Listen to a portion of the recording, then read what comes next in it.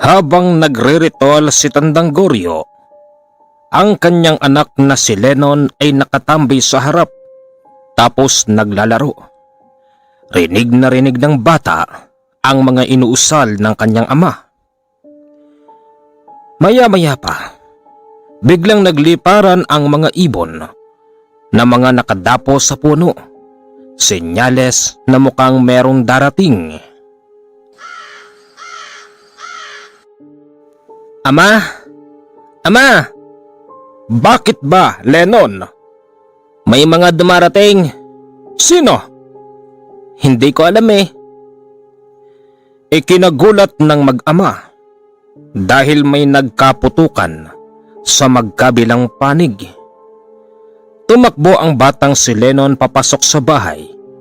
Kasabay ang pagsara ng pintuan. Agad silang dumapa dahil ayon sa kanyang ama, nagbabarilan daw ang mga sundalo at rebelde. Halos napagitna ang kanilang bahay sa putukan ng magkabilang panig. Lumipas ang 10 minuto, natigil na ang putukan. Maya-maya pa, may kumakatok sa kanilang pintuan. Tao po! Ama, may kumakatok. Wag, baka mga rebelde yan. Tao po! Ama, bubuksan ko na. Sundalo yata eh. Mga sundalo kami. Buksan niyo itong pinto. Pagbukas ni Lennon ng pintuan, tumambad sa kanya ang sundalong balot ng bala sa katawan. Bakit po? Sinong kasama mo dyan? Agad na pumasok ang 2 sundalo para siguraduhin wala ng kalaban. Nang makita nila si Tandang Goryo na nakadapa, dinampot nila ito tapos kinilala. Sir! Clear! Matagal na ba kayo nakatira dito? Oho. Hindi napansin ng mga sundalo ang mga nakalagay sa mesa. May mga nakatirik kasing kandila doon at may iba-iba pa. Tara na! Hindi sila kalaban! Wika ng opisyal. Pag-alis ng mga ito, pumunta si Lennon sa pinangyarihan ng laban. Hindi naman kasi ito kalayuan, mga ilang hakbang lang. Ang daming mga bala. May baril pa. Anak, huwag mong pulutin ng bala. Sayang naman po, ama. Huwag mong pupulutin. Pangontra sa atin yan. Opo, ama. Nakita nilang yung mga patay na kalaban ay binitbit ng mga sundalo. Maya-maya pa, ang batang si Lennon ay nakakita ng maliit na baril. Nakasuksok ito sa medyo may kalaliman na bahagi. Uy! Baril to ah! Huwag mong kukunin yan, Lennon! Huwag! Anong gagawin natin dito, ama? Di ano pa? Tawagin mo mga sundalo. Sabihin mo may baril. Dali-daling tumakbo si Lennon papunta sa mga sundalo. Sir, may naiwan pong baril doon. Saan? Doon lang po. Pinuntahan ng sundalo yung baril. Kasabay nun ang pagpapasalamat sa bata. Kinagabihan, napagkwentuhan ng mag-ama ang nangyayari sa kanilang bayan. Bakit ganon, ama? Palagi na lang nagkakabarilan dito yung mga sundalo tsaka mga rebelde. Kasi nga anak, ang lugar natin ay pinamumugaran ng mga rebelde. Pasalamat na lang tayo dahil hindi tayo nadadamay. Anak, pakikuha nga ang dahon na nakasabit sa labas. Eto na po, ama. Siya nga po pala. Bakit hindi pa po kayo tumitigil sa ganyang gawain, ama? At bakit ako titigil kung ito ang kinabubuhay nating dalawa? Nakita mong matanda na ako. Hindi ko na kayang bumuhat pa ng mga kahoy na binababa sa kagubatan. Ama, ako na lang ho magtatrabaho. Ikaw? Bata ka pa, Lennon. Wala ka pang kayang gawin sa buhay. Ano bang gusto mo paglaki mo? Parang naiinganyo ko dun eh. Saan? Dun sa mga nakita ko. Gusto ko yung suot nila, Ama. Ang gaganda tapos may mga mahahabang baril. Ano? Hindi ka pwede ron. Anak ka ng mangkukulam. Bawal ka ron, Lennon. Paanong bawal? Sa oras na makahawak ka ng bala, baka mapasok ka. Kaya nga ako, hindi ako humahawak ng bala o kahit ng baril. Bakit, Ama? Porki ba mangkukulam ka? Mangkukulam na rin ako? Hindi naman. Hindi naman pala eh. Matalino pala anak ko. Alam pala niyang hindi siya mangkukulam. Talagang alam ko, Ama. Aba, at matalas din ang tenga. Siyempre, anak mo ko eh. Laging pinagtatalunan ng magtatay ang pangarap ni Lennon na gusto nitong maglingkod sa bayan. Bagamat palaging pumipigil ang matandang Goryo, pero naisip niyang habang lumalaki ang batang si Lennon, tiyak na hindi niya ito mapipigilan sa kanyang mga pangarap. Ilang taon nang lumipas, high school na si Lennon. Ito yung mga panahon na nagkakagusto na rin siya sa magandang kaklase. Kaya lang sabi ng kanyang ama, langit at lupa ang kanilang pagitan. Kahit na be! Anong langit? Anong lupa ang pagitan? Basta gusto ko siya, Ama. Gusto ko mapasakin siya. Hindi ba? Merong nagpapagawa sa inyo na gagayumahin nyo yung tao? Bakit din nyo gawin sa akin? Para magayuma ko yung babaeng gusto ko nang lumapit siya sa akin. Hindi pwede, Lennon. Bakit hindi? Kailangan ba may bayad? Pati ba ako, Ama, magbabayad ako? Pwede nating gawin sa iba. Pero siyempre sa sarili kong anak na nag-iisa, hindi maaari yon. Basta, gusto ko siya, Ama. Gusto ko si Marian. Sandali! Saan ka pupunta? Aalis ako. Pupuntahan ko si Marian. Sandali lang, Lennon. Bumalik ka rito. Halos 2 oras ang lalakarin ni Lennon bago nito marating ang bahay nila Marian. Andito ka na naman, bata. Siya bang patay na patay ka sa anak ko? Opo eh. Nandyan po ba si Marian? Pwede ko po ba siyang ligawan? Ay bata, hindi mo yata alam ang sinasabi mo. Bata ka pa. 2nd year high school ka pa lang. Ganon din ang anak ko. Hindi pa napapanahon para sa ligawan. Mag-aral muna kayong maigi. Pero, nagmamahalan po kaming dalawa ni Marian.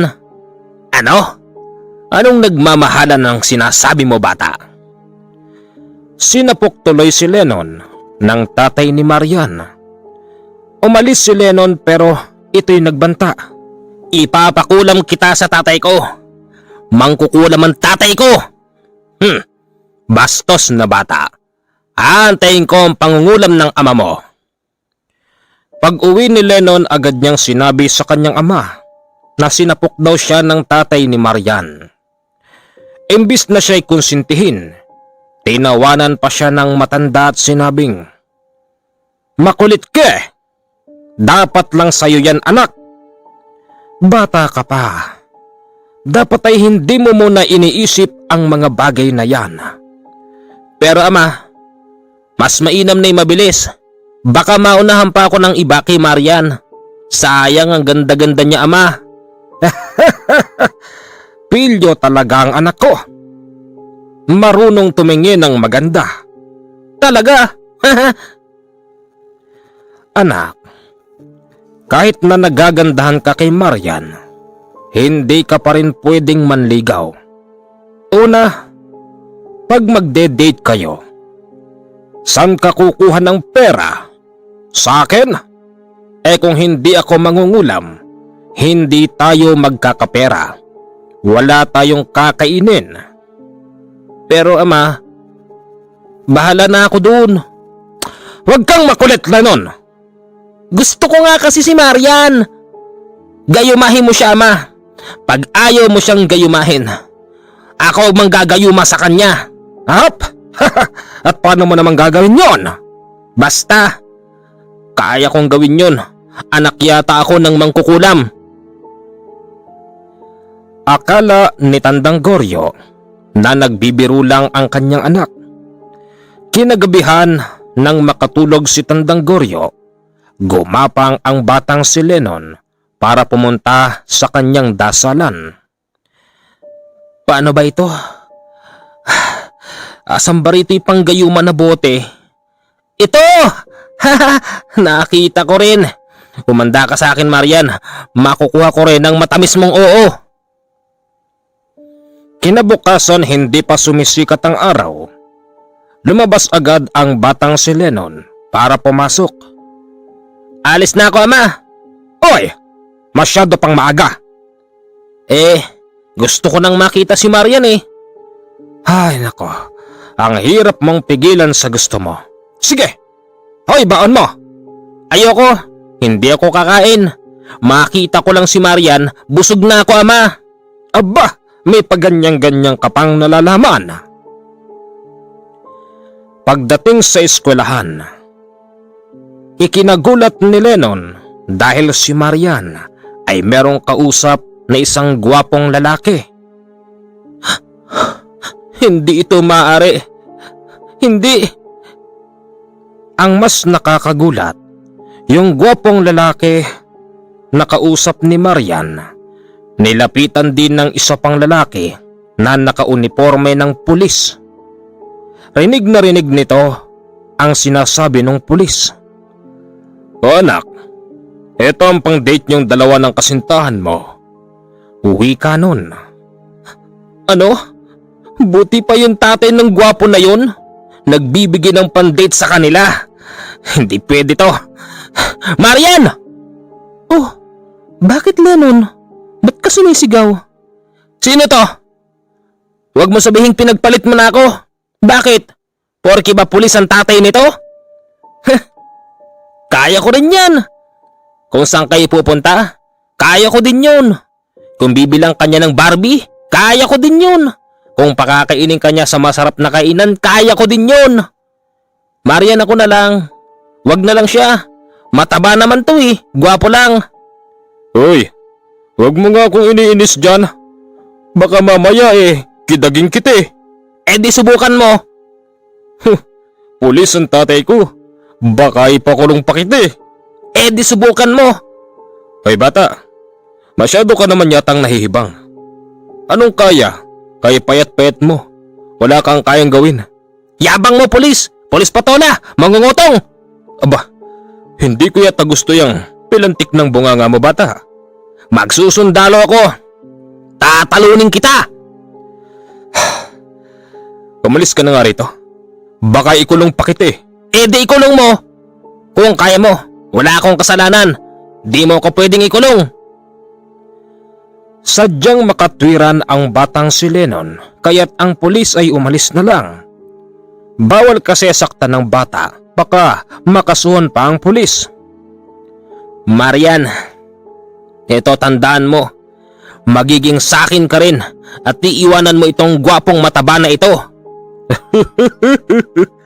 Ganun ba? Magpapapayat ako. Pag lumaki katawan ko, bibitugin kita, Lennon. Nainis na si Lennon sa sinasabi ng matabang gwapo, kaya't agad niya itong sinikmuraan. Bulagta ang lalaki, tapos nag-uumiyak. Ang salbahe mo naman, Lennon. Ganyan ako magalit, Marian. Kulang pa yan. Ipapakulam ko yan sa ama ko. Agad na isinumbong ni Lennon sa kanyang ama ang nangyari. Katulad ng dati, tinawanan na naman siya ni Tandang Goryo. Talaga bang hindi kita kakampi, ama? Talaga bang ayaw mo kong panigan? Aminin mo sa akin, ama. Hindi kita tatay, ano? Kasi kung talagang anak mo ko, natitiyak ko, ama, napapanig ka sa akin na lahat ng gusto ko ibibigay mo, na lahat ng sasabihin ko, susundin mo, ama. Di ba? O baka naman kasi ampun lang ako, ama. Manahimik ka na dyan. Sumosobra ka na, Lennon. Oo, anak kita. Pero hindi naman ibig sabihin nun, lahat ng kamaliin mo ay dapat kong konsintihin. Hindi ganon ang isang tunay na ama. Ang isang ama ay merong pangil. Ang isang ama ay merong kamay na bakal na dapat niyang pairalin. Kapag sinabing mali, mali! Naintindihan mo? Sige, tatandaan ko yan, ama. Hinding-hindi ko makakalimutan ang ginawa mo sa akin at yung pangluloko sa akin ni Marian. O ayan, sa'yo na yan, ama. Teka, ba't napunta sa'yo ito? Hindi ko na pala kailangan yan. Gagayumahin ko sana si Marian eh. Kaya lang naunahan ako ng matabang gwapo na yun. Pulis yung tatay niya. Kaparehas niyang mataba. Lennon, anak, sumusobra ka naman na yata. Hindi na yata tama yung lumalabas sa bunganga mo. Aba, hindi kita tinuruan namang maging ganyan. Ano? Goryo, hindi mo ko tinuruan? Oo. Pero nakikita ko sa'yo ang mga maling gawa mo. Nang kukulam ka ng tao, binabayaran ka ng kung sino. Bastos kang bata ka!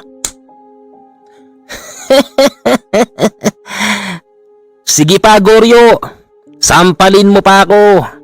Pero ang katotohanan, hinding-hindi mababali dahil ako mismo ang saksi sa mga maling ginagawa mo. Oo, gumagawa ako ng mali. Pero pag di ko ginawa yon, hindi ka makakakain. Hindi ka makakapagsuot ng damit na ganyan. Hindi ka makakapag-aral at hindi mo makikita si Marian. Ganun ba? E di pag-aaralin ko sarili ko. Binitbit ng batang si Lennon ang lahat ng kanyang gamit. Umalis ito sa kanilang bahay at hindi nagpapigil kay Tandang Goryo. Bahala ka kung saan ka pupunta. Patnubayan ka nawa ng iyong mga paa. Talaga, mabubuhay ako mag-isa. Lumakad ng lumakad ang batang si Lennon hanggang sa ito'y mapadpad kung saan-saan. Dumating ang napakalakas na kulog, kidlat at ulan tapos hangin habang ang batang yon ay nasa ilalim ng malaking puno. Lamig! Napag-isip-isip ng bata na wala siyang pupuntahan. Walang tatanggap sa kanya, kaya't naisip niyang siya'y nagkamali. Umuwi ito sa bahay at sarado yung bahay dahil wala si Tandang Goryo. Ama! Ako ito si Lennon. Buksan mo'y pinto, ama. Mabuti at naisip mong umuwi. Ama? Bakit nandiyan ka sa labas? Meron akong pinuntahan. Kanina ka pa ba dyan? Kararating ko lang, ama eh. Magaling. Sige, pasok. Ano? Napag-isip-isip mo na bang mali ka? Opo, ama. Hindi ko pa pala kayang mapalayo sa inyo. Talaga? Magyayabang ka. Wala ka pang nararating sa buhay. Magyayabang ka. Wala ka namang kayang gawin. Isa ka lang batang paslit na pwedeng dapurakin ng ibang tao dyan sa labas. Tandaan mo to, Lennon. Minsan pang maulit ang pagiging bastos mo sa akin. Hindi ko iisipin na anak kita. Baka ako mismo ang kumulam sa'yo. Matutulad ka sa kinulam ko. Ayun, inuuod na. Patawad po, ama. Sige, wag nang mauulit yan. Opo. Simula noon, naging masunod-sunurin na ang batang si Lennon sa lahat ng sinasabi ni Tandang Goryo. Hanggang sa lumipas pa ang ilang mga taon. Si Lennon, malaki na ang pangangatawan. Matangkad pero moreno. Nabihasa ito sa trabahong gubat, pag-uuling, pagkuha ng mga bunga at pagbebenta sa kabayanan. Ama. Lennon, bakit ka nakangiti? Ama, naalala niyo yung gusto ko noon? Si Marian. Baka may asawa at anak na yon. Baka nga single mom pa siya ngayon. Hindi ho yun, ama. Hindi yun ang sinasabi ko.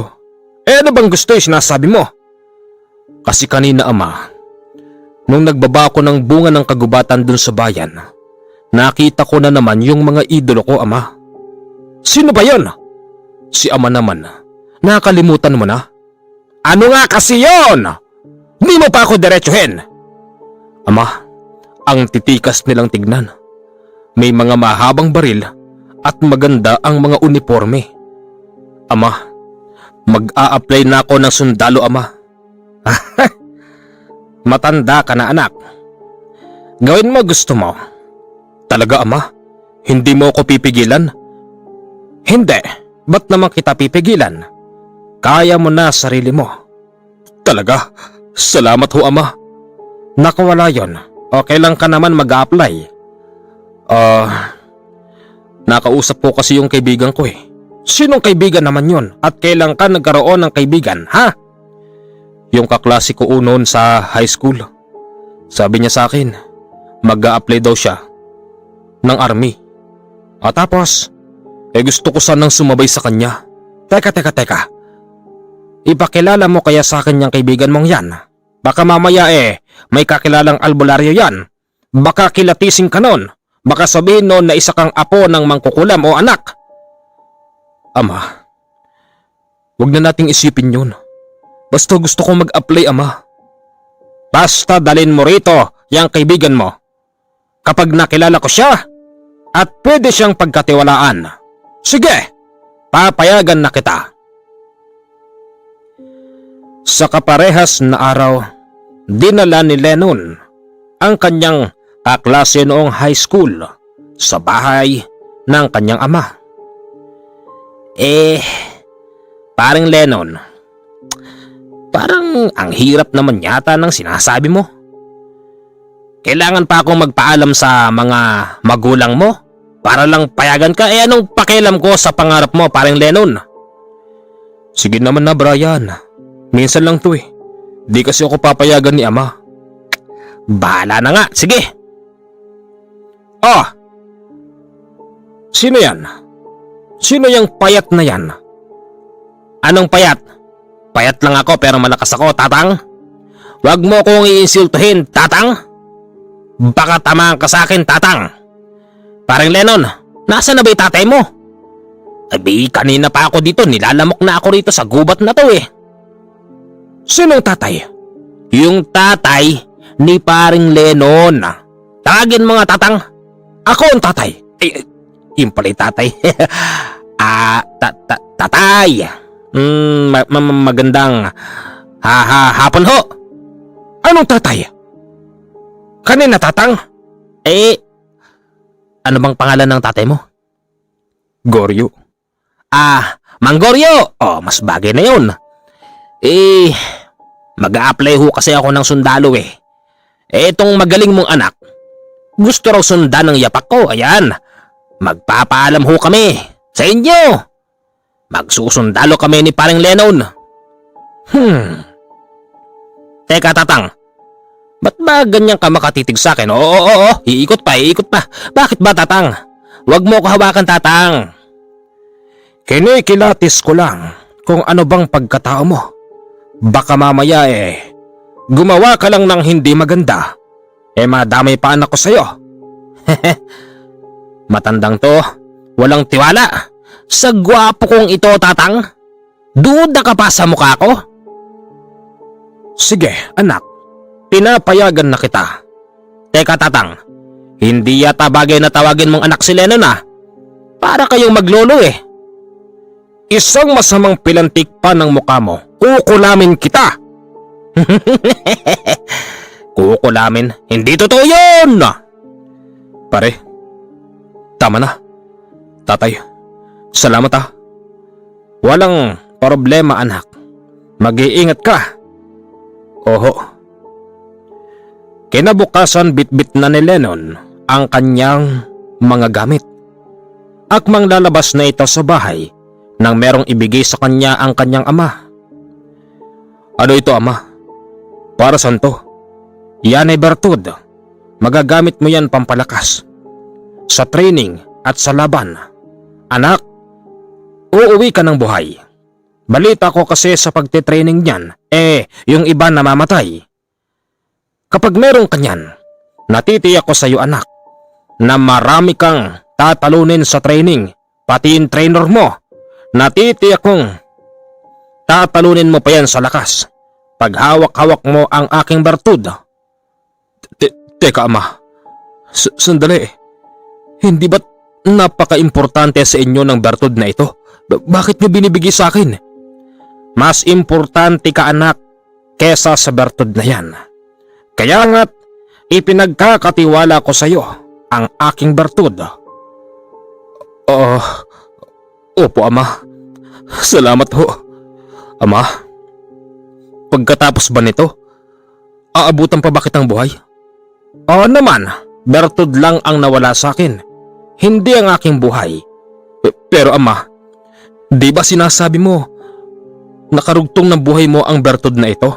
Oo. Hindi naman porket wala na yan ikapapahamak ko na rin. Buhay pa ang ama mo. Malakas na malakas pa. Aasahan ko pagbabalik mo, Lennon. Oo, ama. Nakapasok na nga ng tuluyan sa training si Lennon. Maraming nakakapansin sa kanya. Tila ba hindi ito marunong mapagod sa loob ng maghapon na training. Sabi ni Lennon, bitin pa raw siya. Kaya't yung kanilang trainer, medyo sinusubok si Lennon. Bumangon ka dyan. Dalian mo! Sir, halika rito. Hindi ba't niyayabangan mo ko ha? Bangon dyan, Bermudez. Bangon! Pero sir, tapos na ho training Umuulan pa sir.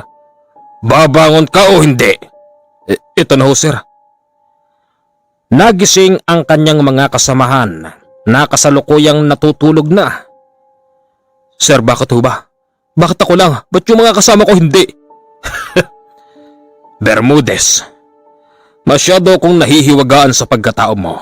Sadya nga bang malakas ka? Sige, diyan ka sa gitna ng ulan. 1,000 push-up. Sir? Kaya mo? Oo sir. 1,000 push-up ang pinalasap kay Lennon habang umuulan. Kasabay nun ang pagkulog, kidlat at paghangin. O ano Lennon? Ha? Kaya mo pa ha? Lennon Bermudez? Sir, bitin pa. Bitin pa. Bukas ka sa akin.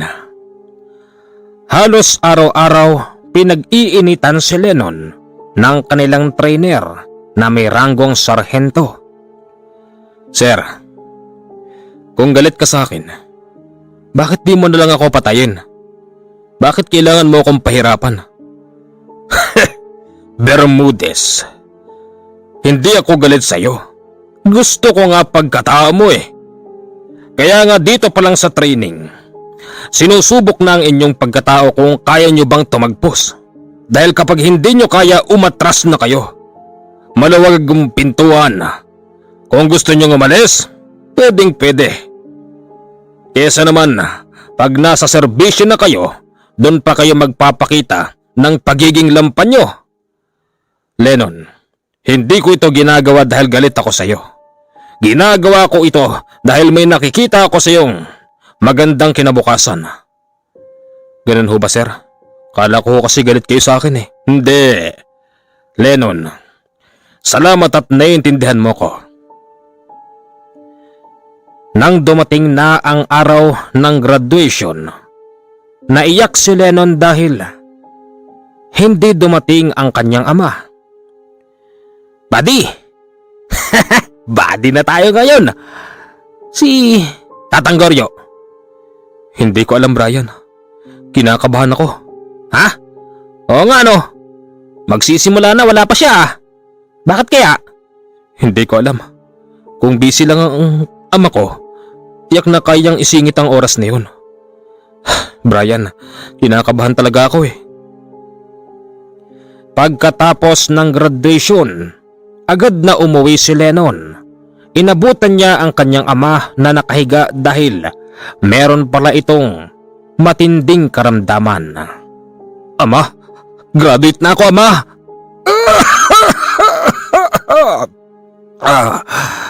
Maigi naman kung ganon, Lennon.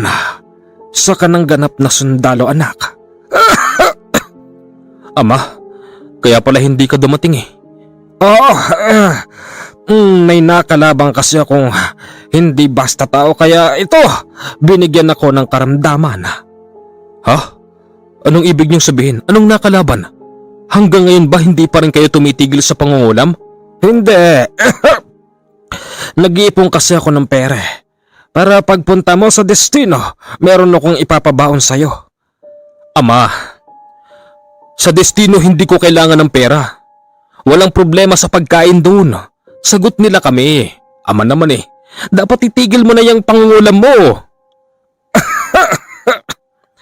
Lennon, alam ba ng mga kasama mo na ikaw ay anak ng mangkukulam? Hindi ho. Ba't ko naman sasabihin? Pero ang pinagtataka nila, lalo na nung trainer namin na masungit, parang hindi raw ako marunong mapagod. Yung lakas ko masigit pa sa kanya, kaya nga palagi niya akong pinahihirapan eh. Akala ko ama galit siya sa akin, hindi pala. Ginagawa niya pala yon para subukin ako, nang makita niya kung hanggang saan ang katatagan ko. Sino ba yon? Sabihin mo't kukulamin ko.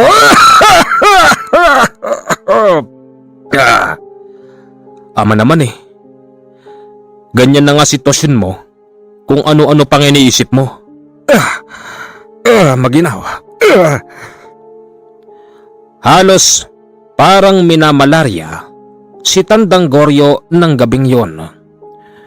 Nang dahil doon niyakap-yakap siya ni Lennon hanggang sa ito'y makatulog. Nang makatulog si Matandang Goryo, dito pa lamang bumitaw si Lennon. Pag-alis ng kanyang mga palad sa katawan ng kanyang ama, nagulat siya dahil napakaraming dugo. Tinanggal niya ang kumot ng kanyang ama at dito niya nakitang napakarami palang sugat nito. Ama? Bakit kami mga sugat? Ama! Matulog ka na, Lennon. Ama, may mga sugat ka sa katawan. Ano? Ano? Bakit nangyari ito? Imposibleng... Ama, sinong gumawa sa'yo nito? Hindi ko alam. Imposibleng hindi mo alam, ama. Sa pagkakatanda ko may nakalaban akong aswang. Aswang? Oo. Pinasapi ko siya sa aking pasyente. Teka, isa ka ng albularyo, ama? Kaya ko ring manggamot, anak. Hindi ko lang sinasabi sa'yo. Ama, sinong aswang yun? Anong pangalan niya? Taga saan siya? Anak, magulos dili ka. Ayokong gamitin mo sa taong yon ang iyong natutunan sa training. Kaya ka nga nagsundalo para maglingkod sa bayan, hindi para pumatay ng mga sibilyan. Ama, ibang usapan na ito. Tatay ko kayo eh. Papayag ba kung gaganong-ganonin kayo? Anak, hindi magkakaganon kung hindi ko siya tinawag. Ama, bakit ba ayaw mong sabihin sa akin ang pangalan ng taong yun? Anak, makinig ka sa akin. Isabuhay mo ang iyong natutunan sa training. Makinig ka, maglingkod ka sa bayan. Mahalin mo ang iyong sinumpaang tungkulin. Patawad, ama. Masyado kasi ako nadadala sa galit. Siyempre kahit sinong anak, pag nakitang ganyan ang sitwasyon ng ama, tiyak na magagalit din at mag-iisip ng hindi maganda. Alam ko yon, pero hindi dapat. Oo ama, patawad ho. Siya nga ho pala, hindi rin po ako magtatagal dito. Binigyan lang kami ng ilang araw. Pagkatapos nito, madidestino na ho kami sa Mindanao. Mindanao? Eh bakit kalayo naman? Ganun daw ho talaga. Pag bagong graduate, didestino sa mga risky na area. Siguro pag mas malakas ka sa general, sa iba pang opisyal, dito ka lang sa hayahay pero ayoko rin ama. Mas gusto ko sa malayo para makapatay ako ng aswang. Baka matiyambahan ko pa'y gumawa niyan sa inyo eh. Ay, nako naman. Huwag mo akong isipin. Ang mga sugat na ito ay gagaling din to. Huwag mong kakalimutan, Lennon, na ang iyong ama ay merong sikreto. Ama, ganyan na nga sitwasyon mo, patawa-tawa ka pa. Kasi nga, hindi ko naman to iniinde. Sige na, mag-alas sa balutang ka na, Lennon, at di ka rin pala magtatagal dito eh. Iiwanan mo na ako. Mag-iingat ka. Pag meron kang napangasawa, pakilala mo naman sa akin bilang respeto ha. Oo ama, ipapakilala ko. Mas maganda pa sigurado kay Marian. Ano? Mas maganda pa kay Marian? Oo. Sige, tignan natin kung magkatotoo. Halos ilang araw lang si Lennon sa kanilang bahay. Nasaksihan niya mismo na ang kanyang ama ay tuluyan ng gumaling. Nawala ang mga sugat nito sa katawan, pero ang kilos niya'y bumagal, tapos ang pananalita ay parabang nahihirapan. Dahilan kung bakit nagdadalawang isip si Lennon na sumama sa deployment. Ama, nahihirapan ka, wala kang kasama rito. Hindi na ako alis. Lennon, mag-isip ka nga ng maayos. Ngayong ikay isang ganap na militar. Bayan muna, bago sarili. Pag-aari ka na ng gobyerno. Naintindihan mo? Nagpakahirap ka pang mag-training. Nagpakahirap ka pang pumasok. Kung baliwala lang din naman sa'yo. Huwag mo ko intindihin. Kaya ko ang sarili ko. Ang importante yung pangarap mo. Naintindihan mo? Pero sadyang makulit ka, Lennon. Isipin mo ako isang general. Ikaw ay sarhento. Kailangan kapag inutusan kita sumunod ka. Kalimutan mo munang meron kang tatay. Sabihin mo sa sarili mo na ikay isang magaling na sundalo at naglilingkod ka sa bayan. Sa ayaw at sa gusto mo ipapatapon ka sa Mindanao, and that's an order. Yes, sir. Ang galing mo naman, ama. Saan mo naman natutunan yan? Aba, prostrated ako noong araw. Hindi lang natuloy. Kasi syempre, mas gusto ko maging mangkukulam. Sige na, alis ka na, alis. Baka mamaya magkayakan pa tayong dalawa rito. Hindi naman ho siguro.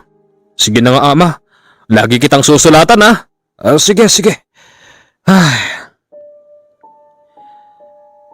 Nang makadestino na sa bandang Mindanao si Lennon, halos araw-araw naiisip niya ang kanyang ama. Dahil nga sa ito'y hindi pa masyadong magaling sa kanyang karamdaman, nai-imagine na lang ni Lennon na baka isang araw ang kanyang amay bumulagta na lang, at kapag walang nakakitang tao, baka doon na ito tuluyang mailibing sa lugar kung saan ba ito bubulagta. Ay, buddy! Oh, kakagulat ka naman eh. Bakit ba, Brian? Layo ng tingin ah. Siguro namimiss mo tatay mo. Sino ba namang hindi makakamiss sa mga magulang natin? Pero siyempre nandito na tayo eh. Kailangan natin panindigan to. Sabi nga ni ama, pag-aari na tayo ng gobyerno. Hindi na natin pag-aari ang ating sarili. Bayan muna, bago sila. Hindi ba nga, yun naman ang sinasabi sa training. Tsaka meron tayong sinumpang tungkulin, ano ka ba? Alam ko naman yung Brian, pero siyempre, hindi pa rin maiiwasan na maisip natin mga mahal natin sa buhay. Masasanay ka rin, Bermudez. Sir? Oo, masasanay ka rin. Lahat naman tayo dumaan sa ganito. Lahat naman tayo ay nangungulila sa mga mahal natin sa buhay. Pero sa una lang yan, dito kapag nakatingin ka ng masarap-sarap na laban, makahanapin mo araw-araw at makalimutan mo muna ang iyong tatay. Habang nagtatagal, unti-unti nang nasasanay si Lennon na malayo siya sa kanyang ama. Ganun pa man, hindi pa rin maiiwasan na makatagpo si Lennon ng babaeng magpapaibig sa kanya. Badi. O badi, tara na. Kanina ka pa nakikipagkwentuhan dyan eh. Lugi yata ako ah. Di mo ako pinapakilala eh. Huwag na, badi. Pag sa akin, ang sayo. Hi miss. Brian nga pala. Hello. Mabait naman pala, badi. Ikaw ah, sinosolo mo laban ah. Pag sa gera, magkasama tayo. Buddy, ibang laban to. Doon ka na nga. Ala pa na may mga kasama natin eh. Nag-i-enjoy pang namimili mga yun. May bibilin pa kayo? Meron! Ikaw? Ha? Ano? Ha? Wala. Ibig ko sabihin, yung paninda mo, yung ano ba yan, yung kulay hinog na yon? Mangga yun, buddy. Mangga! Pabili nga, miss. Buddy, wala ka naman talagang bibilin eh. Napipilitan ka lang. Gusto mo lang makinig sa pinag-uusapan namin. Pasensya ka na. Sari Yaya ha? Sari na lang. Ganda ng pangalan, Sari. Yaya, yung isa pa nga, yung nandun. Doon ka na nga, buddy. Kulit-kulit mo eh. Buddy, para namang sinasabi mong pag sayo-sayo. Siyempre, bakit pagkalaban oh? Pag sayo akin din. Ibang laban nga yun. Maghanap ka ng sayo. Para ka nga. Dumating sana si Tenyente nang pare-pares kayong maasbaran. Sorry. Alis na kami ha. Baka gumabi na eh. Maambos pa kami. Siya nga pala. Pwede ba akong bumalik dito? Pwede, bahala ka. Wala ka bang asawa? Wala. Asawa? Di uso sa akin yun. Kabata-bata ako pa eh. Saka isa pa, wala pa akong pampakasal. Ganun naman pala eh. Ba't ka babalik dito? Ano, para saan? Gusto ko lang naman makipagkwentuhan. Yun lang yun. Bahala ka, sige. Sa pag-uwi nila, eksaktong tinambangan sila ng mga kalaban. Swerte naman at walang tinamaan sa kanila. Dahil ang ginawa ng mga kalaban, putok at takbo lang. Tinugis nila ang mga ito, kaya lang napakabilis nilang nawala. Pinag-utos sa kanila ng kanilang opisyal na huwag tigilan ang mga kalaban, habulin kahit saan pumunta, at kung maaari, hulihin o kaya na may tuluyan. Kesa tayong mamatay, dapat sila ang mamatay. Sige, habulin niyo sila. Wika nung tenyente. Mahigit 10 silang humabol sa bandang kaliwa, sa bandang kanan, ganun din ang bilang. Inabot na sila ng dilim hanggang sa sinabi ng isang sarhento na masyadong malalim na ang kagubatan na kanilang napapasok. Kailangan na nilang bumalik. Ngayon, ang problema, yung signal ng kanilang radyo, nahihirapan sumagap. Kaya't hindi nila matuntun ang eksaktong daan papalabas sa kagubatan na yon. Imbis na makalabas, napadpad sila sa ibang bahagi ng kagubatan.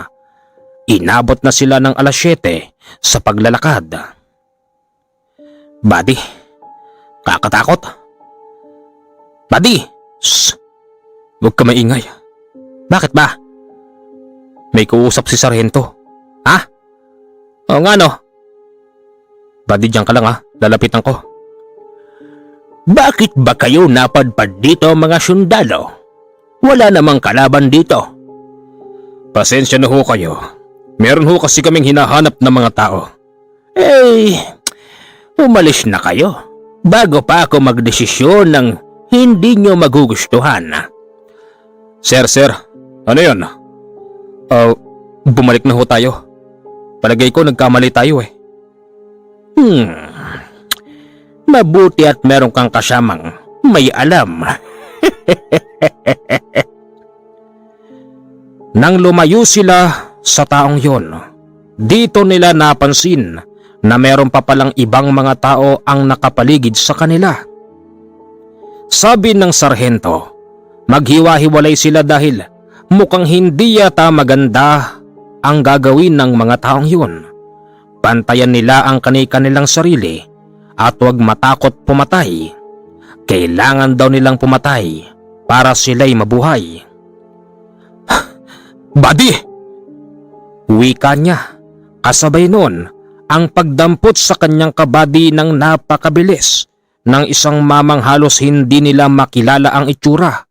Tinangay noon ang kanyang kabady habang ito'y nagpapaputok ng baril. Maging alerto kayong lahat. Hindi ito biro. Seryoso na ito. Wika nung sarhento.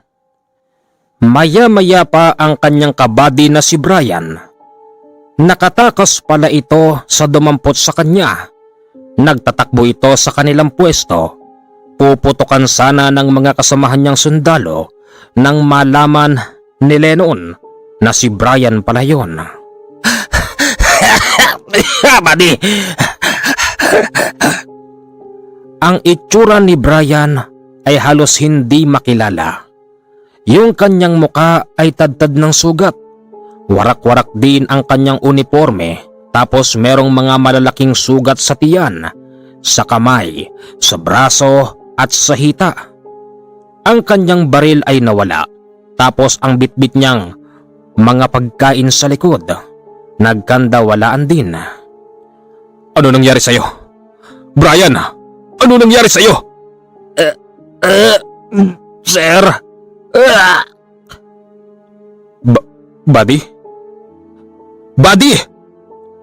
Ang kabady niyang si Brian ang kauna-unahang namatay sa kanyang palad dahil ito'y nakaakap sa kanya tapos tila ba merong gustong ibulong. Maya-maya pa ang iba nilang kasama ay mga nagdatingan dahilan kung bakit umatras yung mga taong kanilang inaabangan. Ba't napadpad kayo rito? Atras! Wika nung tenyente.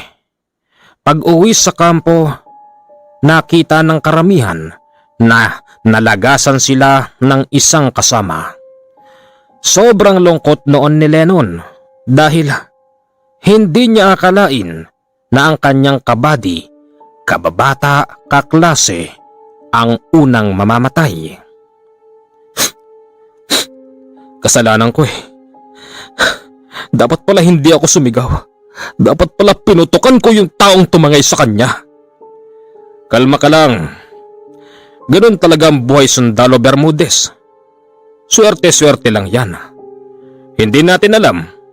Ngayon buhay pa tayo. Baka sa isang araw. Ikaw naman o ako, kailangan natin magpakatatag. Dahil dito sa destino natin sa Mindanao, kailangan bakal ka rito. Huwag na huwag kang magpapakita ng kahinaan sa sarili. Baka lamunin ka niyan. Yes, sir. Sa pag-uwi ng bangkay ng kanyang kabady, gusto rin sanang umuwi ni Lennon pero hindi maaari dahil hindi siya ang naka-assign para doon. Ikinagulat naman ng magulang ni Lennon ang pag-uwi ng kanyang kabady. Iyak ng iyak ang mga magulang ni Brian habang si Tandang Goryo nang gigilid na rin ang luha. Hindi! Ang anak ko! Baka mapano rin ang anak ko sa Mindanao! Pauwiin ko na siya! Pauwiin ko na siya! Wika ng matandang Goryo.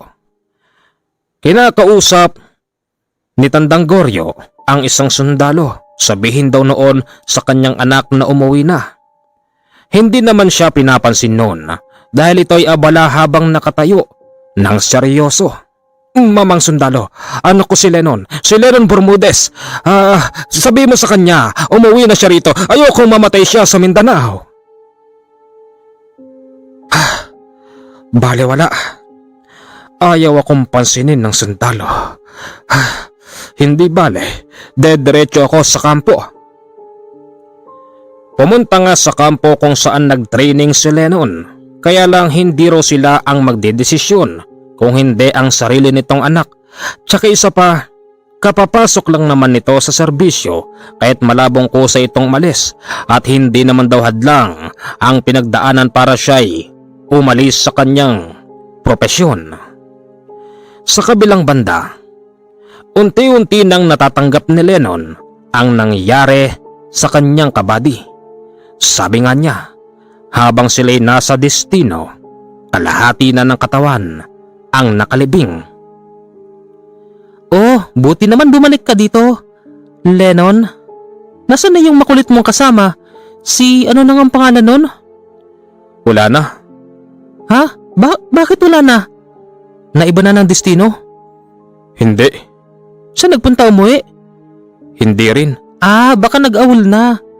Kasi ang hirap ng buhay dito eh. Talagang halos met maya may barilan. Normal na nga sa amin yun eh. Asan na nga siya? Wala na. Paano wala? Patay na! Ano? Patay na siya? Oo. Iniwan na ako ng kababata ko. Kaya pala wala kang kasamang makulit eh. Alam mo, Sari, kahit makulit yun, kahit gaganong-ganon yun, napatunayan kong tapat siyang kaibigan. Hindi tulad ng iba dyan. Lalo na yung mga senior. Ibabala ka talaga nila. Alam mo, nung minsang mapalabang kami, ibinala ako ng senior namin eh. Pero mabuti na lang. Meron akong bertud na galing sa aking ama. Ito nagligtas sa akin. Nagtataka nga sila eh. Ba't daw hindi man lang ako tinamaan ng bala? Meron ba namang taong iiwasan ng bala? Kahit sino ka pa. Hindi ka iiwasan ng bala. At kung maaari, yun ang ikamamatay ng isang sundalo. Pero dahil sa bertud ng aking ama, hindi tumalab yung bala. Yun ang totoo. Na hindi ko sinasabi sa kanila. Oy, bakit sa akin sinasabi mo? Ha? Ewan ko. Uy. Aminin mo, Lennon. May gusto ka sa akin, no? Oo, bakit? Ngayon alam mo na. Oo, may gusto ako sa'yo. Ngayong nasabi ko ba to? Iiwasan mo ba ako? Sasabihin mo ba sa akin na wag na akong pumunta rito sa tindahan mo? Paano kung meron akong bibilin? Paano kung gusto ko ng mangga? Paano kung gusto ko ng santol? Paborito ko pa naman yan tapos hindi mo ako papansinin ngayong alam mo na? Ang dami mo namang sinabi. Baka kasi yun ang sabihin mo sa akin eh. Mas maganda na yung alam ko. Pangungunahan na kita, sige. Busted na ako. Bakit, nang liligaw ka ba? Hindi. Hindi naman pala eh. Mangligaw ka muna. Pwede ba? Oo. Kala ko kasi isipin mo meron akong warsyak eh. Hindi no. Binalak ni Lennon na bumalik sa tindahan ni Sari. Pero hindi ganon kadali. Dahil marami silang nagiging trabaho. Hindi naman kada patrolya barilan ang pupuntahan. Yung iba, dinadalaw nila ang mga kabahayan sa liblib. Minsan, meron pang ang pagkakataon nang sila'y dumalaw sa isang liblib na lugar. Nakatsamba sila ng kakaibang tao. Hindi ko gusto nararamdaman ko. Ba't ang init ng bertud ko? May sinasabi ka ba dyan, Bermudez? Sir, umalis na ho tayo rito. Bakit? Sir, naalala ko ho yung pumatay sa kabady ko. Baka parehas to. Pero malayo yun. Hindi rito yun. Sir. Bata, bakit ba takot na takot ka? Huwag kang lalapit. Puputokan kita. Huwag. Masama yan, hindi ba tenyente? Ibaba mo baril mo, Private Bermudez. Ibababa mo o hindi? Hindi ho, sir. Aswang ang mga ito. Nakatikim tuloy siya ng tadyak sa opisyal. Hindi kasi naniniwala sa mga aswang ang kanilang opisyal. Pasyensya ka na, tenyente. Mukhang merong kayatang tauhan na merong saltik. Dumaan ba sa neuropsychology ang taong to? Meron ba itong drug test? Baka naman napasukan na kayo ng taong may sabak sa ulo. Tumayo ka dyan, Bermudez. Tayo! Sir, pasensya na po. Hindi talaga gusto ni Lennon ang kanyang pakiramdam. Gusto niyang patunayan sa kanilang opisyal at sa mga kasama nila na ang lugar na kanilang pinuntahan ay baryo ng mga aswang. Oh, bakit nandito ka? Sundalo? Aminin mo sa akin, kayo ang lahing pumatay sa kasama kong si Brian. Hindi ba? Ikaw, tanda-tanda ko yung pangit mong muka. Paano kung aminin ko sa'yo? Ha? Sabi ko na nga be. Bermudez! Sir, halika na. Alis na tayo. Yes, sir. May araw din kayo. Babalikan ko kayo. Antayin ko ang araw na yon. Dahil para sa akin, ang araw na ito ang makakatikim kami ng napakasarap na pagkain. Antayin kita. Bermudez? Sir? Bakit ba ang layo palagi ng iniisip mo? Ha? Namimiss mo ba tatay mo? Oo, sir. Ilang buwan ka na rito? Halos kalahating taon na rin po. Hindi pa sapat ang dahilan na yun para makakuha ka ng bakasyon. Alam ko yun, sir. Teka nga pala, Bermudez. Ba't ba gano'n ang estilo mo kanina? Kung manutok ka ng baril, para bang gusto mong pumatay ng sibilyan? Oh, sir, sibilyan ho sila. Pero iba ang pakiramdam ko eh. Ganon na ganon ang pakiramdam ko, sir. Nang patayin nila si Brian. Tsaka isa pa, sir, umiinit ho itong suot kong bertuda. Ano yan? Pwede bang mahawakan? Hindi ho pwede, sir. Kung maaari nga, dapat to nakabaon sa katawan ko eh. Patingin! Hindi ho pwede. Patingin! That's an order! Nang hawakan ito ng kanilang opisyal, ang pakawari nito'y para ba siyang biglang nilagnat. Kaya't yun ding oras na yun, nakatulog ang kanilang opisyal. Tinamaan nga ito ng napakataas na lagnat. Dinala ito sa kanilang ospital sa kampo at dito nilapatan ng lunas. Ano nang susunod? Nakakaburyong. Gusto kong pumunta ng bayan. Namimiss ko na si Sari. Sinong Sari, buddy? Oh, buddy, diyan ka pala. Ako na, buddy mo ngayon. Wala na si Brian. Kaya nga, buddy. Yung Sari, yung magandang babae ba? Oo, maganda siya. Tsaka alam mo ba, buddy? Payag siyang magpaligaw sa akin. Talaga? Oo. Samahan kita. Naku, Yoko. Sa tipo mong yan, di ka mapagkakatiwalaan, baka ahasin mo pa sa akin yun. Di. Ba't ko naman aahasin ang sayo? Ang sayo ay sayo. Gusto mo, tamakas tayo rito sa kampo eh. Saan naman tayo pupunta? Doon kay Sari My Love. Sorry My Love, akin yun, buddy. Magkakalimutan tayong parehas tayong magkabady pag inagaw mo sa akin si Sally. Si Sari? Alam mo, buddy, wala ka pa rito noon. Nakikita ko na yung si Sari. Kung makapalang din ang mukha ko na katulad mo, baka sa akin na yan ngayon. Hindi, buddy, talagang inantay ako ni Sari. Talagang para sa akin siya, hindi para sa'yo. Buddy, ganito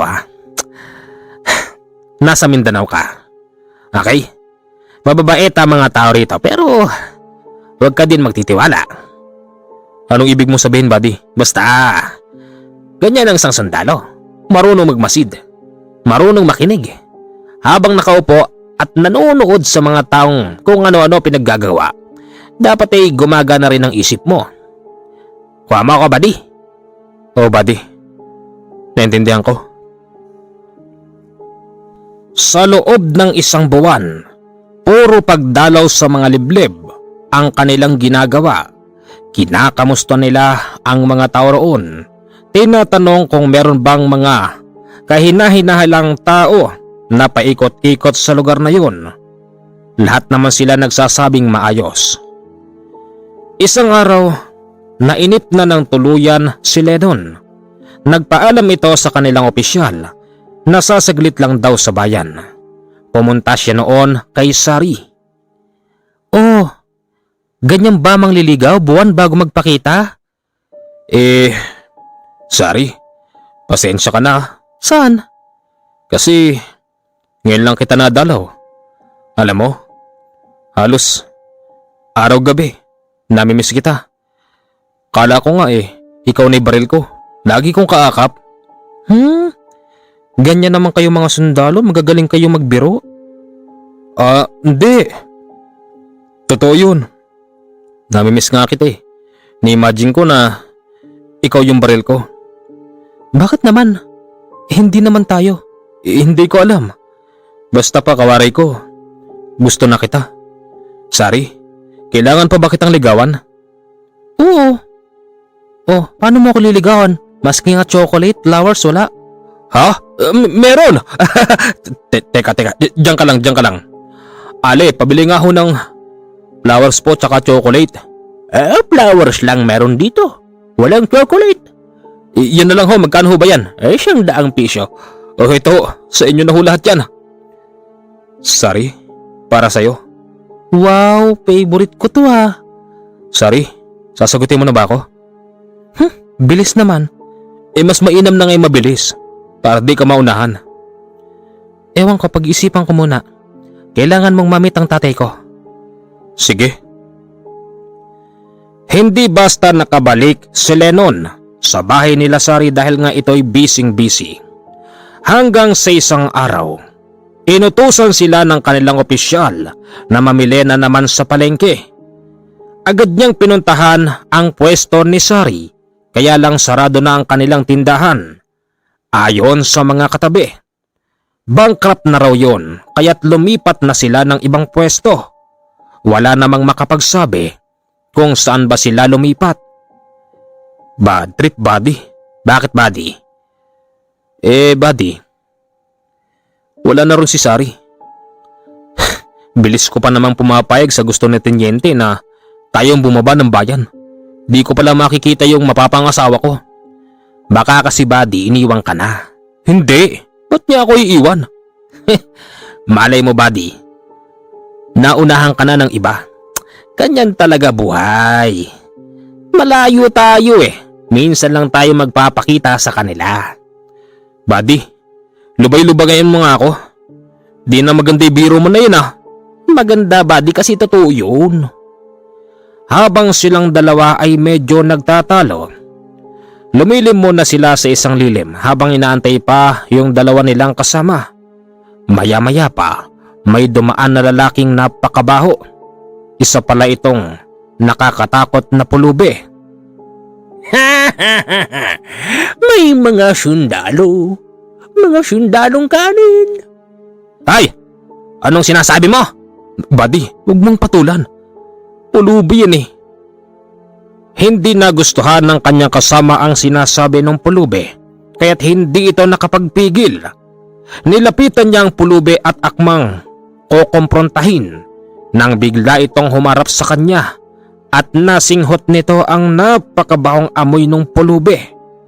Dahilan kung bakit siya parang nahilo at bumulagta. Buddy, uy! Ano nangyari sa'yo? Baho niya, buddy. Tara na, nandyan na sila. Ang pulubi na yon ay pumasok sa isang lumang bahay.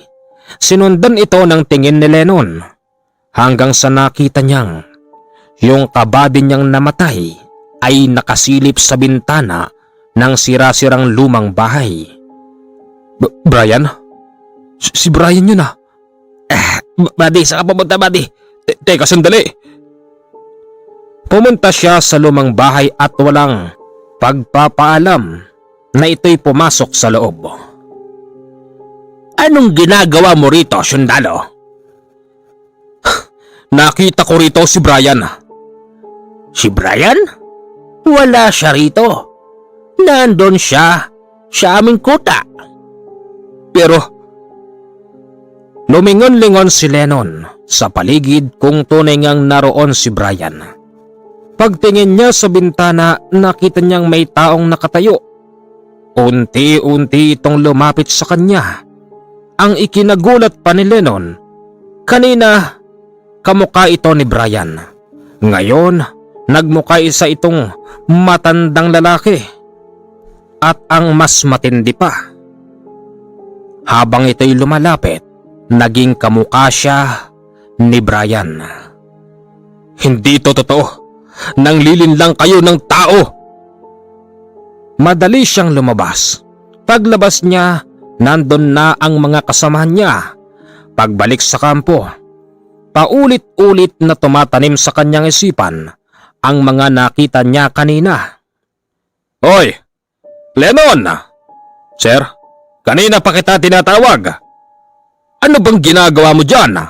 Ang layo ng tingin mo ah. Sir, kanina nakita ko si Brian. Sinong Brian? Yung kabady ko ho na namatay. O tapos, ano nakita mo? Sir, may mga tao pala rito na nanggagaya ng muka. Oo, totoo yun. Ano, masaya ka na? Dito sa lugar na ito, maraming manggagaya. Kaya kailangan mong mag-ingat. Yes, sir.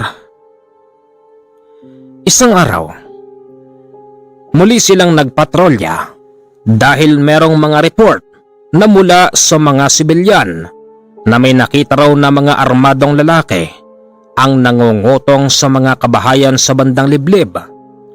Agad nila yon pinuntahan hanggang sa inabutan nila ang mga taong yun. Nagkaputukan. Hinabol noon ni Lennon yung isang taong ayaw siyang tigilan. Pag nahuli kita, hindi kita dadalhin sa kampo. Tutuluyan kita. Uwi ka noon ni Lennon.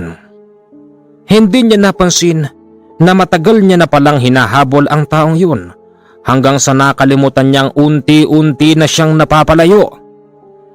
Yung taong kanyang hinahabol, huminto lang ito nang makarating sa isang lumang kubo na nakapailalim sa malaking puno.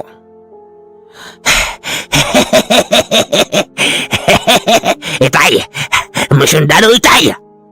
Oh, Mamang Sundalo. Ikaw na naman? At ikaw na naman din, aswang. Tama, aswang ka. Ako? Oo, gagawin ka naming aswang. Dinakma si Lennon ng hindi mabilang na mga lalaki. Hindi niya yon napansin. Akala niya'y mga hangin lang na dumaan. Agad siyang nadisarmahan. Nakuha ang kanyang mga damit. Ang natira na lang sa kanya, ang kanyang brief. Ipinasok si Lennon sa loob ng bahay. Ama! Akin yung pusa, Ama! Sige anak, sa'yo na ang gusto mo. Anong gagawin niyo sa akin? Bitawan niyo ako. Pag nagdatingan mga kasama ko, dudurugin namin kayo. Malayo na ito, sundalo. Malayong malayo. Hindi na sila makakarating dito. Alam mo bang, 4 na oras at kalahati at 3 minuto mo nang sinusundan ang anak ko? Masyado kang nalibang. Nakalimutan mo yata na ikaw ay siyang sundalo. Ama! Meron siyang... Ang tinutukoy ng batang parang baliw, yung suot-suot ni Lennon na isang bertud na nanggaling sa kanyang ama. Naalala niyang meron nga pala siyang gamit noon, kaya tinawanan ni Lennon ang lahat ng mga naroroon. Nang makita ito ng karamihan, natakot ang mga ito at sinabing, Bertud ng mangkukulam? Ibig sabihin, ikaw ay anak ng mangkukulam? Oo, tama ka. Isa akong anak ng mangkukulam. Ngayon alam mo na, humanda kayo. Tanggapin nyo na ang susunod na mangyayari sa inyo. Nung una kasi hindi napansin ng mga aswang na dumampot sa kanya na merong nakasabit sa kanyang dibdib dahil ito'y nakapatalikod. Hindi maaari. Magsiksi atras kayo. Ibang klaseng bertud ang gamit ng sundalo. Yung ibang mga naroroon, tinangkang labanan si Lennon dahil sa ito'y merong kakaibang bertud sa katawan. Hindi ito tumalab. Lahat ng mga matutulis nilang mga kuko ginamit nila, pero hindi talaga umubra. Hanggang sa gumante si Lennon, sinuntok niya yung isa. Maniwala kayo o hindi, turik yung ulo ng kanyang sinuntok. Ngayon ko lang nalaman na ang bertud pala na ito ay para sa ganito. Humanda kayo. Ipaghihiganti ko ang pinatay niyong aking kababata. Kung tutuusin, kaya nilang manglaban dahil sila'y meron ding mga bertud. Pero ayon sa pinakamatatandang aswang doon, ang bertud ng sundalo ay kakaiba. Tila ba ito pinaghalo-halong bertud na kayang dumurog pa ng ibang bertud, hanggang sa nagtakbuhan na lang ang mga tao at madali silang sinundan ni Lennon. Hindi, mali ito. Kailangan ko nang bumalik. Baka hanapin ako ng tropa. Bumalik si Lennon sa lugar kung saan nila pinuntahan ng mga tao. Wala na roon ang kanyang mga kasama, ni hindi man lang daw siya inantay hanggang sa ito'y makabalik sa kampo. Sir? O Lennon, saan ka ba nagpunta ha? Sir, dyan lang ho. Hoy, kung nagbabalak kang mag-awol, gawin mo na. Hindi ho sir, mahal ko po ang sinumpaang kong tungkulin. Ganoon, mahal mo naman pala. Bakit? Ang tigas-tigas ng ulo mo. Alam mo bang nag-iisip kami kung saan ka nagpunta? Pinuntahan din namin yung bahay ni Sari, pero wala ka roon. Sir, pumunta kayo sa bahay ni Sari? Buddy, kasi inisip namin na baka doon ka nagpunta. Buddy naman, ba't naman ako pupunta roon? Nasa operation tayo. Inaabol ko yung isang tao, yung maliit na unano. Ang bilis tumakbo eh. Buddy, wala ka naman kasing ibang pupuntahan, tsaka ano bang meron dun sa unano na yon? Di ko naman nakita yun eh. Sir, nakatagpo ako ng isang pamilyang aswang. Aswang! Aswang na naman! Wala nang tigil sa kaaswang! Hindi natin sila kalaban. Mga simpleng tao lang din sila. Pero sir, huwag niyong aalisin sa isip niyo ng mga aswang na yun ang pumatay kay Brian. Ano? Aantayin na lang natin na patayin nila tayo? Ganun ba sir? Hindi ko naman sinabing ganon. Siyempre karapatan din natin na ipagtanggol ang ating sarili. Kaya nga ho sir. Kaya nga po, nakatagpo ko ng isang pamilyang aswang. Ganun ba? Buti na lang nabuhay ka pa. Dahil po rito. Ano yan? Bertud po. Bertud? Teka, yan yung pinahawak mo sa akin. Sir, kayo po ang humawak, hindi ako. Durugin mo na yan. Hindi humaari. Durugin mo na. Walang nagawa ang opisyal. Hindi ito dinurog ni Lennon. Pinabayaan niya lang itong nakasabit sa kanyang sarili. Yung ibang mga kasama ni Lennon, nagtataka ang mga yon. Ito daw kaya ang dahilan kung bakit si Lennon ay hindi madali-dali kahit na ito'y tinatamaan. Minsan binansagan na nga itong private bato dahil nga para daw bato ang katawan na napakatigas kaya hindi ito tinatalaban ng bala. Oy, oy, oy, oy, oy. Tigilan niyo ako ah. Anong private ba to? Private Bermudez lang. May mga bato-bato pa kayong sinasabi dyan. Tigilan niyo ako dyan sa mga biro niyo na yun ha, mga buddy. Alam mo kasi, Lennon, marami na kaming nakasama rito. Yung iba, merong mga tabak na tinatawag. Yung iba naman, merong mga tinatawag na medalyon. Yung iba naman, merong bato mo. Yung iba merong baon na walang mata. Ikaw naman, bertud ng mangkukulam. Sir? Ha? Bertud? Anong mangkukulam, sir? Huwag niyo sabihin. Hindi. Lumabas lang sa isip ko yung salitang mangkukulam. Bakit, Bermudez? Mangkukulam ka ba? Hindi ho, sir. Hindi naman pala eh. Bakit parang apektado ka? Hindi ho, sir. Nagulat lang ho ako. Magaling. Magsiksihanda kayo. Dahil sa mga susunod na araw, meron ulit tayong deployment diyan sa bandang liblib. Nang dumating ang araw na sinasabing deployment, pinangunahan ito ng kanilang opisyal. Malayo pa lang sila sa subject na lugar. Iba na ang pakiramdam ni Lennon sa lugar na yun. Kaya nga't inunahan niya ang kanilang opisyal. Sir, sandali lang ho. Bakit? Huwag na ho tayong tumuloy. At bakit naman? Sir, may mga kakaibang tao dyan. Nako, Diyos ko po, nalintikan na. Tumabi ka nga dyan. At kakausapin natin ang mga tao rito. Baka mamaya merong presensya ng mga rebelde. Nalintikan na. Ayan na yung mga matatanda. Magandang araw ho, mga sundalo. Kayo na naman. At kayo na naman, Tatang. Magandang araw ho. Magandang araw. Teka, nung nakaraang nagpunta kami rito, wala ka naman. At sino ka naman? Kaya nga, wala kayo nung nakaraan. Nag-iinit ang kanyang bertud na nakasabit sa kanya. Napansin noon ni Lennon na ang taong yon ay parabang napakadelikado para sa kanya. Tila ba mas delikado pa itong taong to kesa sa mga matatandang kausap nila. Huwag ka matakot.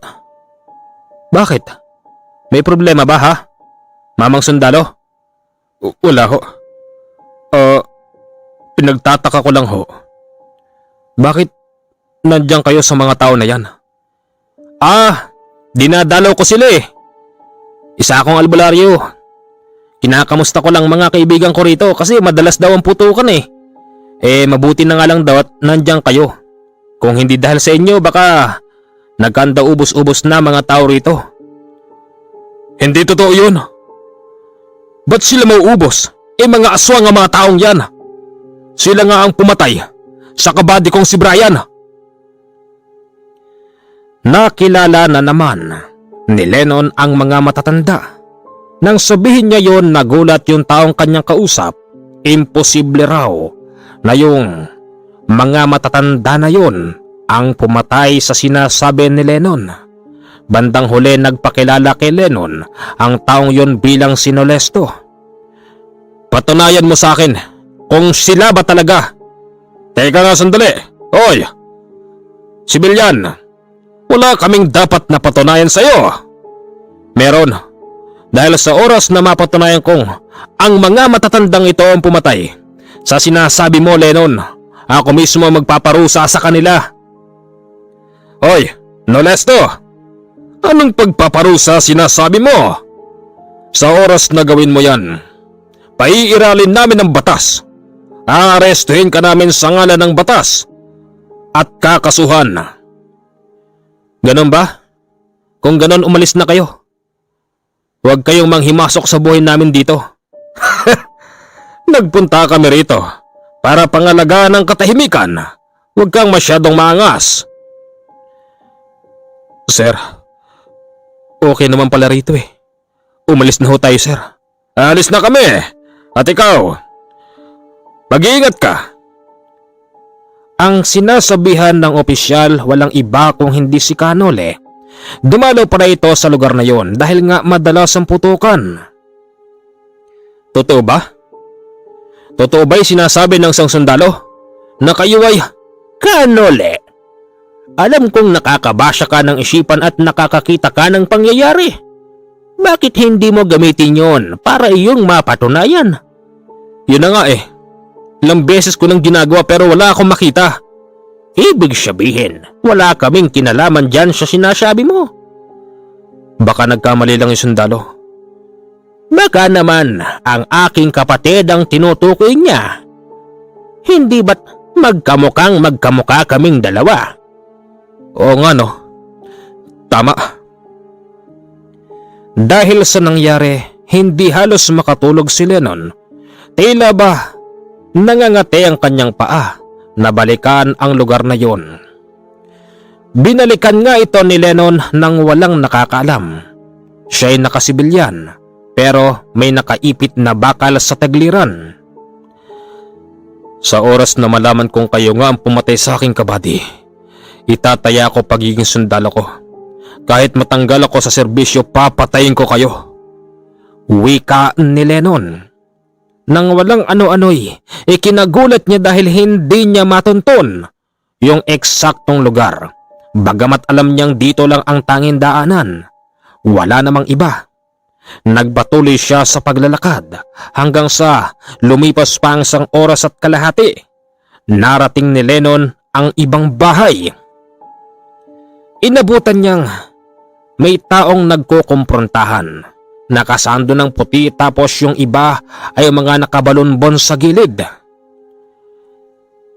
Kung ganon, kaya pala nasabi ng sundalong si Lennon na yung kapatid mong pumatay dahil kamukha mo pala? Bakit? May problema ba? Nole, masyado ka ng pakialamero. Bakit hindi mo pakialaman ang sarili mong buhay? Nole? Ayan si Nole. Ibig sabihin, Lennon, alam ko nakikita mo kami. Halika, lumapit ka rito. Nandyan ho. Paglapit ni Lennon kay Kanole, ipinatuturo sa kanya kung sino ba ang pumaslang kay Brian. Tinuro niyang ang matandang yon, tapos yung iba pa. Sigurado ka, Lennon? Oho. Ikaw, halika lumapit ka sa akin. Hindi naman yon makaatras dahil nga sa matinding tigal pong pinakawalan ni Kanole. Maya-maya pa, sinakal niya ito at binaltog sa lupa. Sino pa rito, Lennon? Sino pa? Yan ho. Yan. Hindi na sigurado si Lennon kung sino ba roon ang pumatay pa kay Brian. Ganon pa man, lahat ng kanyang itinuro ay ibinaltog ni Kanole at hindi makabangon. Lennon, kilala ko kung sino ka. Mamaya mag-uusap tayo. Oho. Lumayo lang ng kaunti si Lennon at narinig niyang yung mga taong nakabulagta sa lupa ay mga humihingi na ng tawad. Sinabi ng mga ito, natutulad na sila sa kanyang kapatid. Magbabagong buhay na rin daw. Ewan ko. Kung ako lang, madali ako magpatawad eh. Pero ewan ko lang yung inargabyado mo. Lennon? Po, halika rito. Alam kong limitado lang ang oras mo. Sabihin mo kung anong gusto mong gawin dito sa taong nagkasala sa'yo. Ako ho, kung tutuusin ayaw kong may namamatay. Kaya lang dahil sa ginawa nila yon sa aking kababata, kabady ko pa, para bang hindi ko sila mapapatawad. Sundalo ka, bakit hindi ka marunong magpatawad ng kapwa mo? Hindi ba kung tutuusin ayaw nyo ng gulo dahil kayo ang tagapangalaga ng katahimikan? Bakit hindi mo kami mapatawad? Bakit, sigurado bang magbabagong buhay kayo, ha? Sabihin mo. Kung magbabagong buhay kayo. At pakakawalan ko na rin ang kinikimkim kong galit. Nangako kay Lennon at kay Kanole ang mga tao na yon. Dahilan kung bakit tuluyan ng pinakawalan ni Lennon ang kanyang kinikimkim na galit. Pagkatapos noon, nag-usap silang dalawa ni Kanole. Katulad ng sinabi ni Canole na kilala niya si Lennon. Lennon, iho, hindi ba't ikay anak ng mangkukulam? Paano niyo ho nalaman? Tsaka paano niyo ako nakilala? Kilala ko ang tatay mo, si Tandang Goryo. Oo, kilalang kilala ko siya. Minsan ko nang nakasama ang tatay mo.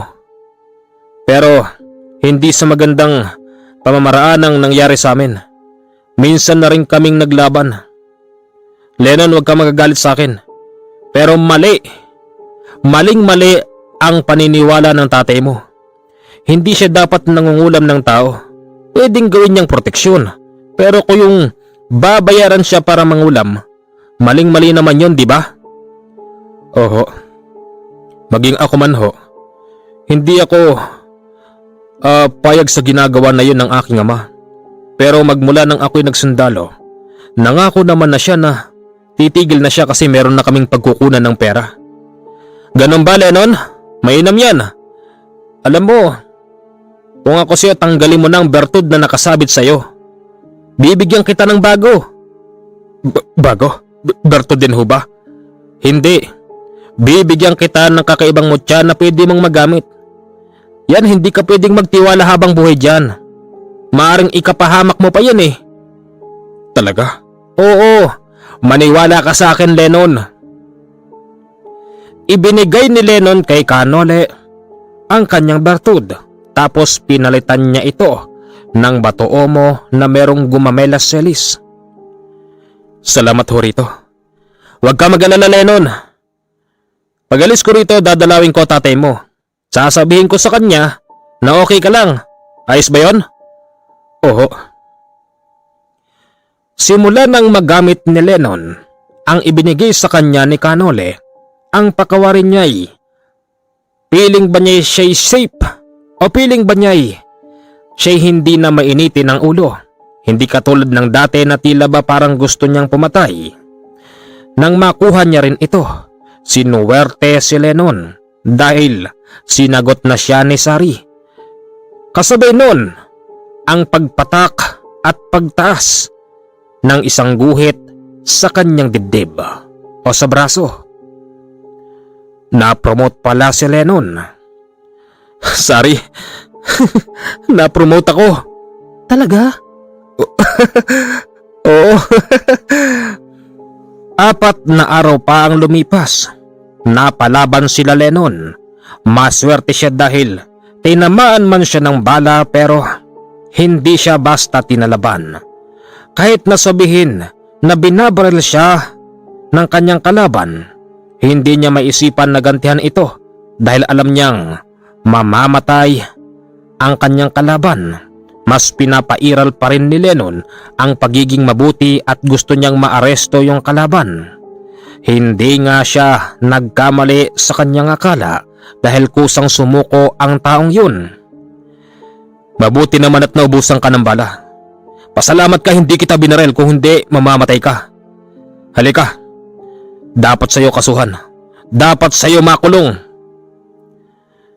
Narating na ni Canole ang bahay ni Tandang Goryo at maayos niyang ibinalita kay Tandang Goryo na ang kanyang anak ay nasa mabuting kalagayan. Oo, nasa maayos siya. Binigyan ko pa nga siya ng gamit eh. Tandang Goryo, pasensya ka na pero yung gamit na ibinigay mo sa kanya, ito kinuha ko. Hindi ko na ito ibabalik sa'yo para mabawasan naman ang pagiging mangkukulam mo. Alam mo, bilib ako sa anak mo. Hindi siya sumunod sa yapak mo. Mas gusto niyang maglingkod sa bayan kesa kunin ang kaalaman mo. Alam mo, Canole, ipinagpapasalamat ko nga rin dahil ang anak ko'y merong pangarap para hindi sumunod sa yapak ko. Ako'y nagpapasalamat sa iyo dahil meron kang pagmamalasakit sa anak ko. Naku, wala yun. Kahit nga sa iyo meron akong malasakit, di ba? Ikaw lang tong umiiwas eh. Habang sundalo si Lennon sa loob ng mahabang panahon, nagamit niya ang ibinigay sa kanya ni Canole at ang mas maganda pa ron, nang dahil sa gamit na yon ay lagi siyang nakakaligtas sa laban. Marami na siyang nakalaban na kung sino-sino hanggang sa nakakalaban pa sila ng mga rebelding aswang. Mapalad pa rin noon si Lennon dahil hindi siya talaga tinatalaban ng kahit na mga matutulis na mga kuko ng mga kalaban.